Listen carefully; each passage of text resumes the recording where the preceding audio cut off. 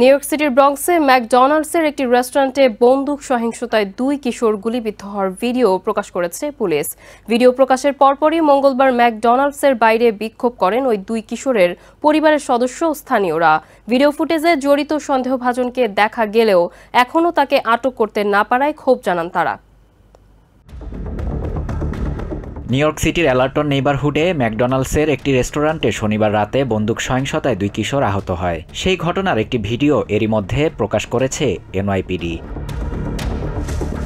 ভিডিওতে দেখা যায় মাস্ক ও কালো ড্রেস পরিহিত এক ব্যক্তি রেস্টুরেন্টটির ভেতরে প্রবেশ করেই ওই 2 কিশোরের উপর গুলি চালাতে থাকে। সে সময় কোনোভাবে প্রাণ বাঁচিয়ে সেখান থেকে পালাতে পারলেও একজনের পিঠে ও অপরজনের পায়ে গুলি লাগে।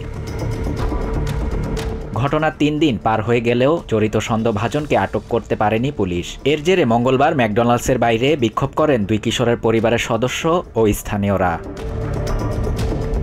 ব্রঙ্কসের ডিস্ট্রিক্ট অ্যাটর্নি ডার্সেল ক্লার্কও বিক্ষোভে যোগ দেন। সে সময় জড়িত সন্দেহভাজনকে ধরতে সকলের সহযোগিতা চান তিনি। কিছু হলেই এখনকার কিশোররা বন্দুক হাতে তুলে নিচ্ছে, এজন্য দিন দিন দেশে সহিংসতার ঘটনা বৃদ্ধি পাচ্ছে বলে অভিমতটা। স্থানীয় ওই নারী বলছেন, এর আগেও এই ম্যাকডোনাল্ডসটিতে বন্দুক সহিংসতার ঘটনা ঘটেছিল, আবারও একই ঘটনা ঘটল।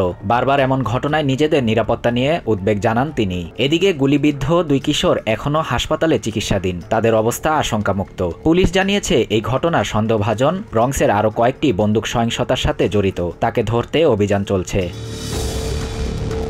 শাহরিয়ার সাফাত, TVN 24 নিউজ ডেস্ক।